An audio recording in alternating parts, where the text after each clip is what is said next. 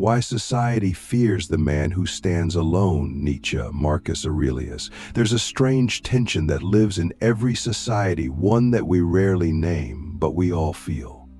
It's the fear of the individual who does not need the crowd, the person who walks alone, not out of rebellion but out of clarity, the man who sees the world as it is, who takes responsibility for his own soul, and who does not ask permission to be himself. We admire him in movies. We quote him in books. But in real life, we avoid him. Or worse, we try to break him. Why? Why does society fear the man who stands alone? To answer this, we have to go deep into the roots of power, conformity, and the human need for belonging. We have to ask questions that make us uncomfortable. What do we lose when someone around us refuses to play the game? What does their independence say about our dependence? Because when someone stands alone, they force the rest of us to confront a truth we often avoid, that freedom is possible, but it comes at a price. And most people are not willing to pay that price, which is why they resent those who do. Nietzsche saw this clearly. He spoke of the Übermensch, the overman, not as a superhuman in strength, but as someone who has overcome the need to be defined by others, someone who has gone through the death of old values and created their own. He said, the individual has always had to struggle to keep from being overwhelmed by the tribe. And that's still true today. The tribe, the collective, wants safety, sameness, predictability. It fears what it cannot control. And the man who stands alone is unpredictable. He's not bound by the same rules. He doesn't need your validation. That makes him dangerous, but not dangerous in the way we usually think. He's not a threat to others' lives. He's a threat to their illusions. He threatens the comfort of mediocrity. He disrupts the silent agreement that says, let's all pretend we're happy doing what we're told. His independence is a mirror. And that mirror is brutal.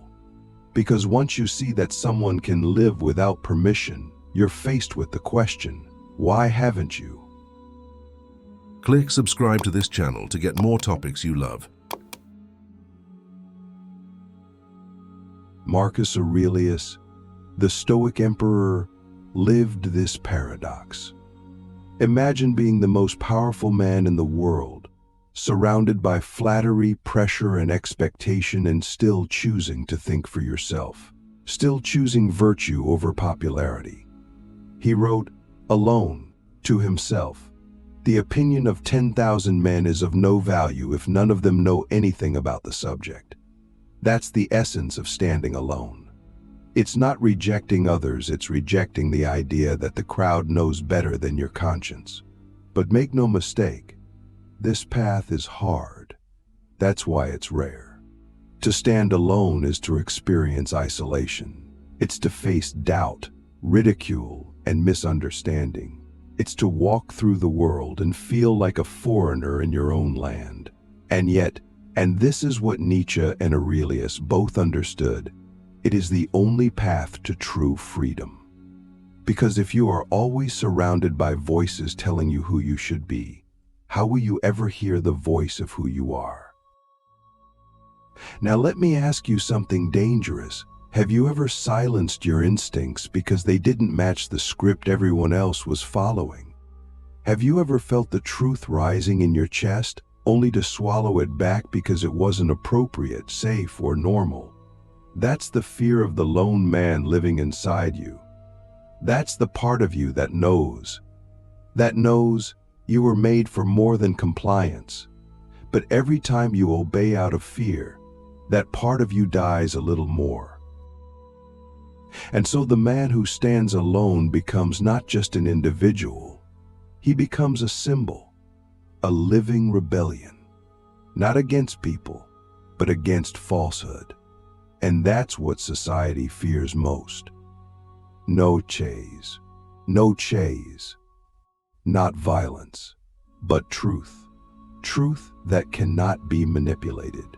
Truth that does not need a tribe to be real. Truth that shines so brightly it blinds everything built on lies. We often assume that people hate the lone man because he's arrogant. That's rarely the case. The real reason is much deeper. He exposes how dependent we've become on each other's approval. He reveals how often we betray ourselves for acceptance. He shows us that the bars of the cage are not steel, they are social, and that terrifies us. Because it means we could leave the cage at any time. We just don't. So what would happen if you stood alone? Not forever, but for long enough to find your own voice, long enough to shed the need for applause, long enough to become you. Would your life collapse, or would it finally begin? Here's the truth. Society doesn't fear the man who stands alone because he's a threat to order. It fears him because he's a threat to obedience. And in a world built on conformity, obedience is the currency. The man who no longer needs it becomes untouchable. He can't be bought, canceled, or controlled. He becomes an idea. And ideas, once they're born, can't be put back in the box. The exodus of the inner rebel, how breaking away becomes the beginning of real life. There's a moment, subtle but seismic, when a person who has always lived inside the expectations of others begins to feel something shift. A quiet rebellion stirs, not loud, not violent, but undeniable. It's the moment when the inner rebel awakens. You start to question the script you were handed, the roles you've been playing, the smiles you've worn like armor. And for the first time you realize, maybe life isn't about fitting in.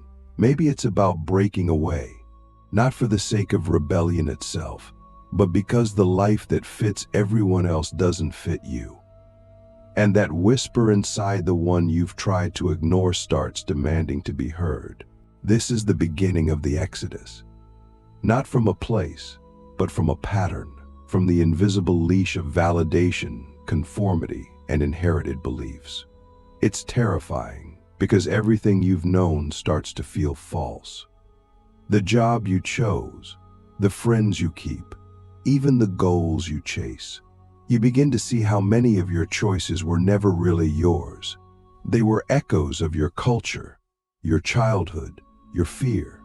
And here's the paradox. The more awake you become, the more alone you feel. Because the path of awakening always starts in solitude. Nietzsche said, "He who has a why to live can bear almost any how." But what if you've never asked yourself your why? Most people haven't. They've inherited it. They live it without questioning it. Go to school, get the job, climb the ladder, buy the house, keep your head down, retire, die. It's not that these steps are wrong. It's that they're often followed blindly. The man who stands alone dares to ask, is this my path or someone else's dream stitched into my skin? Marcus Aurelius, reflecting in his private meditations, warned himself not to waste his life in distraction. He wrote, "Stop whatever you're doing for a moment and ask yourself, am I afraid of death because I won't be able to do this anymore?" That's a devastating question. Because if the answer is no, if you wouldn't miss your life, then what are you really living for? The inner rebel doesn't just reject society's noise.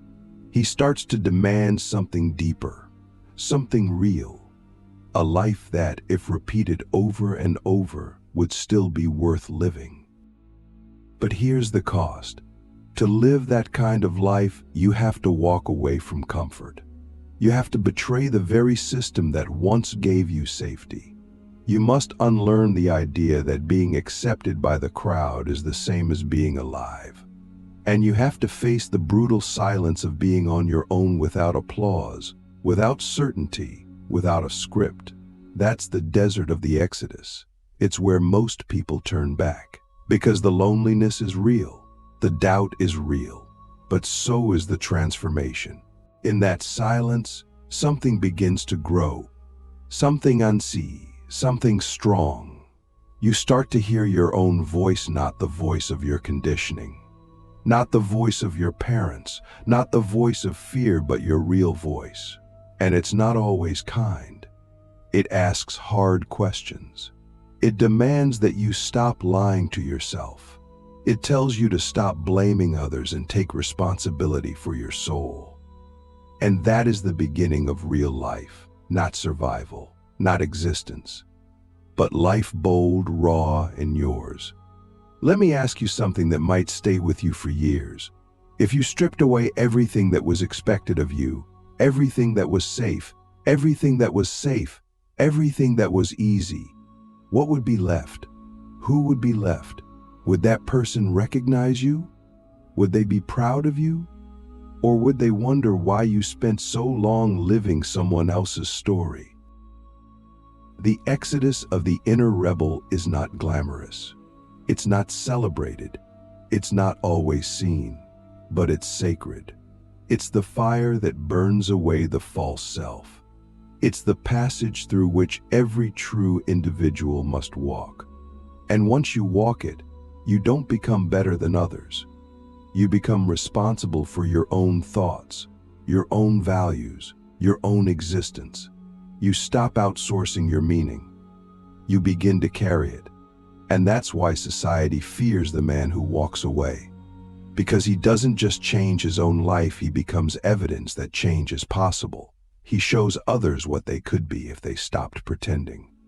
And in doing so, he becomes a threat to everything built on pretending. Not by fighting it, but by transcending it. The silent power of inner sovereignty, why the strongest man doesn't need to prove anything. There is a kind of strength that doesn't announce itself. It doesn't flex, it doesn't shout, and it doesn't seek applause. It just is. It moves through the world untouched by noise, immune to petty validation, and indifferent to the need for recognition. This is the strength of inner sovereignty, a quiet, unshakable power that belongs only to those who have faced themselves and emerged whole. It's the kind of strength that doesn't come from what you have, but from what you no longer need, and it terrifies people because it cannot be controlled. The man who has reached inner sovereignty is often the least noticed in the room. He doesn't posture. He doesn't chase approval. He doesn't waste energy proving his worth, because he's found it. Not in status, not in possessions, not even in achievements, but in his own being. He has become the authority of his life. And when you carry that kind of energy, you don't have to speak loudly or convince anyone. Your presence is enough, because people can feel when someone has nothing to prove. And that kind of presence is magnetic and deeply unsettling to those who are still ruled by insecurity. Nietzsche warned us about this subtle power. He said, "The higher we soar, the smaller we appear to those who cannot fly." When a person becomes sovereign, when they no longer need to argue, to beg, to explain, they become incomprehensible to the masses, because most people are still trapped in the economy of comparison. Their sense of self rises and falls with how others see them. They need the likes, the applause, the reassurance. So when they meet someone who is free from that, it challenges everything they believe about success and self-worth. Marcus Aurelius too lived this paradox. As emperor, he could have ruled with his ego. Instead, he ruled with restraint. Power didn't consume him because he had already mastered himself. He said, "Waste no more time arguing what a good man should be. Be one." That's the essence of inner sovereignty. You don't argue, you embody. You don't ask for permission to be who you are. You are. And in that being, you find something that the world cannot give or take: self-possession. But here's the twist. Inner sovereignty doesn't make you arrogant. It makes you humble. Why? Because once you stop trying to prove yourself, you realize how much time you spent in fear. You see how many of your past decisions were made under the spell of insecurity. And when you finally break free, there's no pride, only gratitude. Gratitude that you no longer have to wear masks. Gratitude that you can walk through the world with lightness, not because life is easy, but because you are no longer at war with yourself. Let me ask you a question that might change the way you live. If no one could see what you were doing, if there were no audience, no followers, no praise, would you still do it? Would you still train, create, speak the truth? Would you still be kind? Would you still be you? Because the answer to that question reveals whether your life is your own or a performance. The sovereign man lives as if everything he does is unseen. Because he doesn't act for attention, he acts from alignment. And this is why society doesn't understand him. He cannot be manipulated through shame. He cannot be seduced by vanity. He cannot be bought with flattery. He is his own compass, and that makes him untouchable. But sovereignty is not a gift. It's a discipline. It's forged in solitude, in self-reflection, in the brutal honesty of asking, what am I still trying to prove? And to whom? And once you strip all that away, what remains is something rare, something sacred.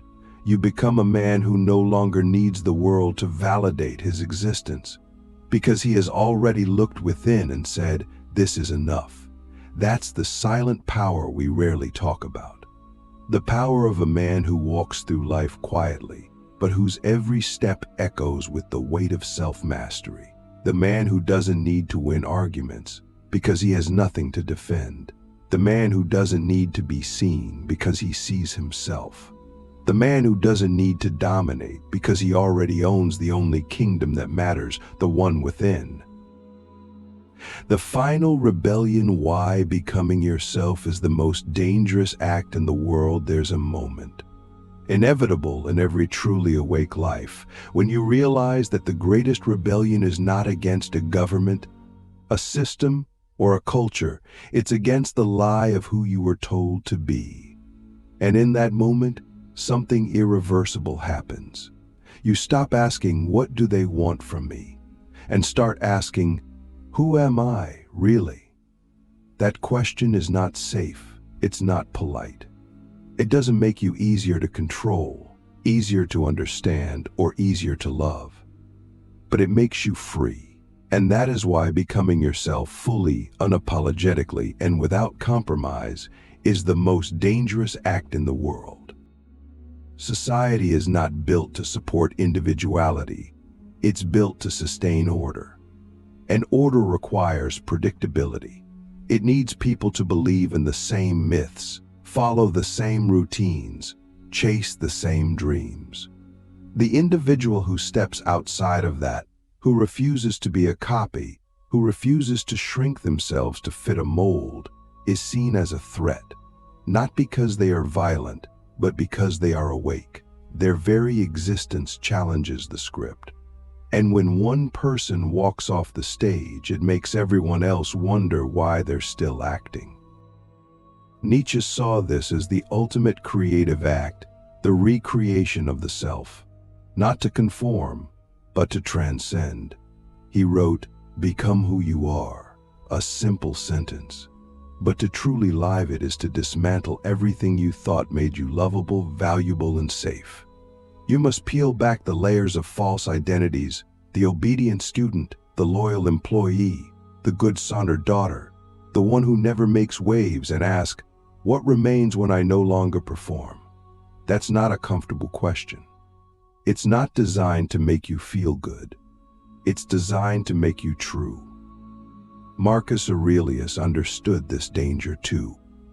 Even as Emperor of Rome, he resisted the temptation to become a caricature of power. He wrote, just that you do the right thing. The rest doesn't matter.